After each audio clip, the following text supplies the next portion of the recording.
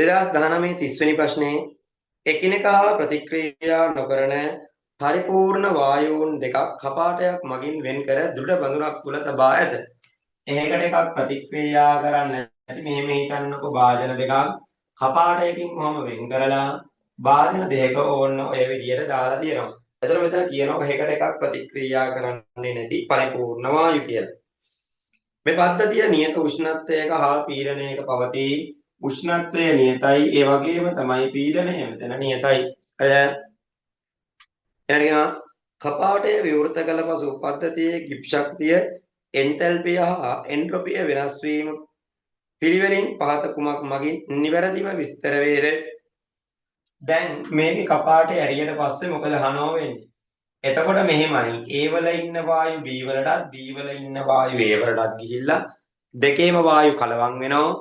මේකෙත් ඔක්කොම වර්ග තියෙනවා මේකෙත් ඔක්කොම වර්ග තියෙනවා එහෙම තියෙන්නේ.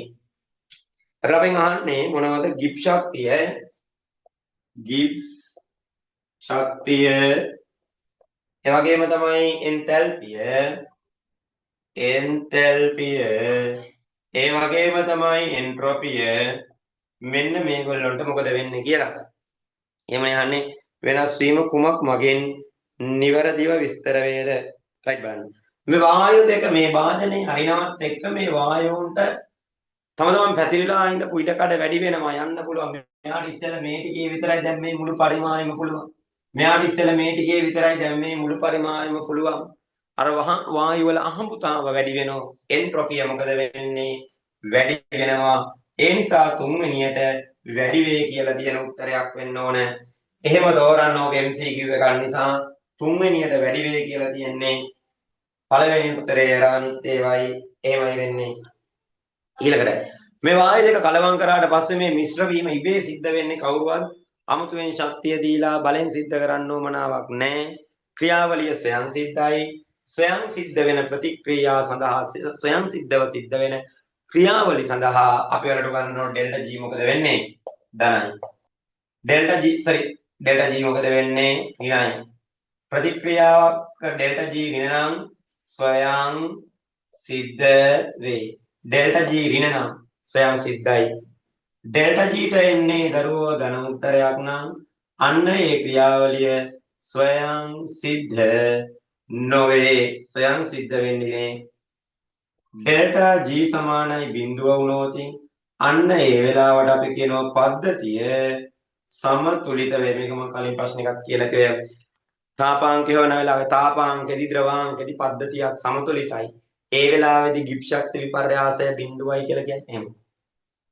ඒතර ඩෙල්ටා G ඍණයි කියන්නේ මොකද්ද? ගිබ් ශක්තිය අඩු වෙනවා. ඒ අවසානයකින් ආරම්භකයන් අඩු කරන්නේ. ඩෙල්ටා G ධනයි කියලා කියන්නේ ගිබ් ශක්තිය වැඩි වෙනවා. ඒතර අපිට කියන්නේ මේකේ ගිබ් ශක්ති විපර්යාසයට නෙමෙයි ගිබ් ශක්තියට මොකද වෙන්නේ කියලා අහන්නේ. හරිද? එතකොට හිතලා බලන්න මේකේ දැන් ගිබ් ශක්ති දැන් ස්වයං සිද්ධව වෙනවනේ.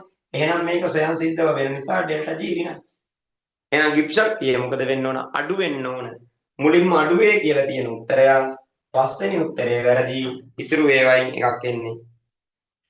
ඊළඟට තියෙන එන්තැල්පිය. බලන්න මේ වායු දෙක කලවම් කරා කියලා කොහෙවත් එන්තැල්පියේ ශක්තිය වෙනසක් නැහැ. බන්ධන කැඩෙන්න එකකට එකක් ප්‍රතික්‍රියා කරන්නේ නැති වායු දෙකක් නම් මේ දෙන්න කලවම් වුණා කියලා බන්ධන හැදෙන්නේවත් කැඩෙන්නේවත් වෙන සජලනයක්වත් ඒ කිසි දෙයක් සිද්ධ වෙන්නේ නැහැ. අර ඒ කිසි දෙයක් සිද්ධ වෙන්නේ නැති නිසා එන්තැල්පියේ වෙනසක් නැහැ. එන්තැල්පි විපර්යාසයේ 0යි වෙනසක් නැත. මේකේ ඩෙල්ටා H මොකද වෙන්නේ? 0යි. එන්ට්‍රොපිය වැඩි වෙනෝ ඩෙල්ටා H ධන උත්තරයක් එන්නේ.